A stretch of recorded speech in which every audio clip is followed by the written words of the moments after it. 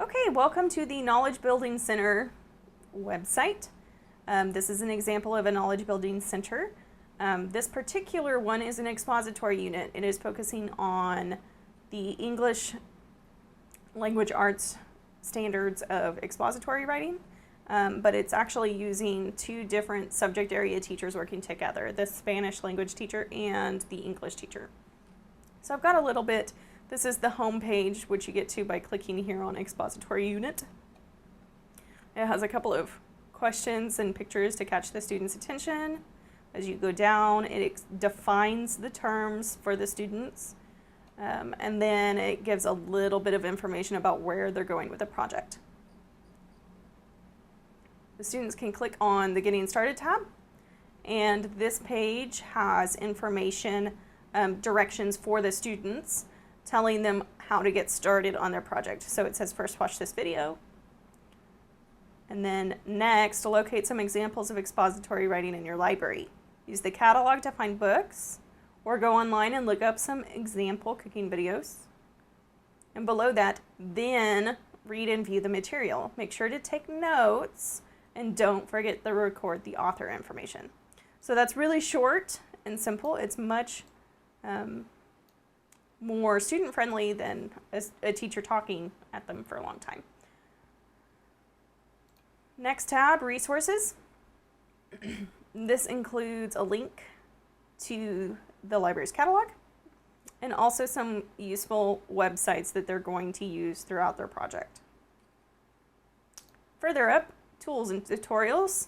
There's a tutorial that I put in here from Google Docs that explains how to use Google Docs, because that's one information technology tool that they will be using to help them collaborate on group work in this project. Workspaces. I have a sign-up list here for the students to use and directions on how to complete that. So there's information about when they can sign up and what to do. Communication, it tells the students how they can ask a teacher or a librarian for help verbally, or if they don't need an immediate answer, they can go to the next tab for comments and questions, and we will get back to them between class breaks. There's a reflection section where students can blog about what they've learned, or brag about what they've done well, or talk about what they didn't like about the lesson. And so there's a phrase here, it says, remember to be polite and not disrespectful in your comments. I think that's very important to remind students, because a lot of times discussing things online, they can forget that. They feel like it's not as real as talking to somebody face to face. We've got some models for some prior student work. There's some products tab. This is where the students can upload their finished video. The tours, that's where this video is going to go, explaining how to use the site. Help Center, this is where students can go if they're having problems. And some contact information, both for the library, the English teacher, and the Spanish teacher, both email and phone, so that they can get a hold of their teachers if they have any questions. So you can get back to the first page by either clicking on this link here at the top that says expository lesson, or clicking on topic of the assignment. So that's where the students actually start. There's a calendar link here. I haven't actually populated in the dates here, but the dates are available on the next part, which is the lesson plans. I have the learning unit schedule for English, along with the past skills and what they're going to do, teacher action, student action, and what grade they will receive for the day, all the way through the end of the unit. Next, underneath that one, you will find one for Spanish. So it has the same information laid out for Spanish. And then below this, I have the library planner, which talks about the overview, content objectives. It also includes the end product that they're going to do, how that's going to be assessed, And then it has the level of involvement for the Bloom's taxonomy and the Bloom's taxonomy.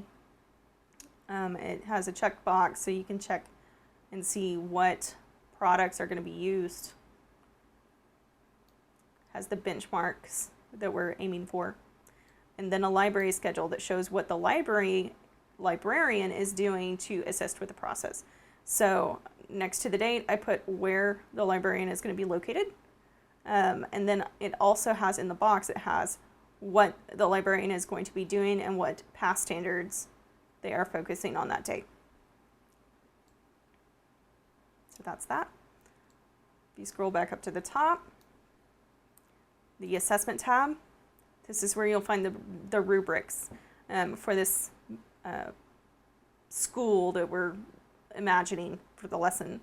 The whole school uses a single behavior rubric, which helps the students monitor their own behavior and helps parents understand why, because they use the same terminology and the same rubric for each class.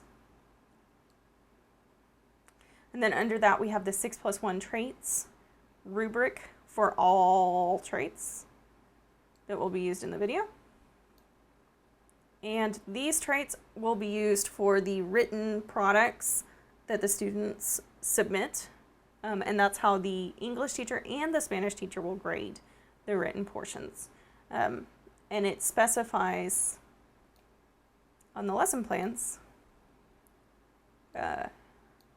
which trait each piece is being graded on. So like the writing activity that the English teacher does before they come to the library, when they first introduce expository writing, is going to be graded on voice. So if you scroll down, you can see all of that. All right, let's skip down to the museum.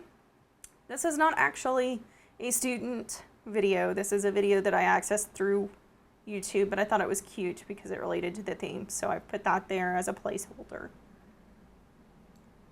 But it is a place that we could put examples of student work from prior years. And then there's a sitemap. So that is the Knowledge Building Center website. And there is a lot more information that I'm actually submitting with this project that is not on this website because it's not information that the student needs access to. It is more information about how each lesson is broken down in terms of duties, who is covering what when co-teaching with the English teacher and who is covering what when co-teaching with the Spanish teacher. And so that information is especially helpful for the teachers, but does not need to be in the site that the students are accessing.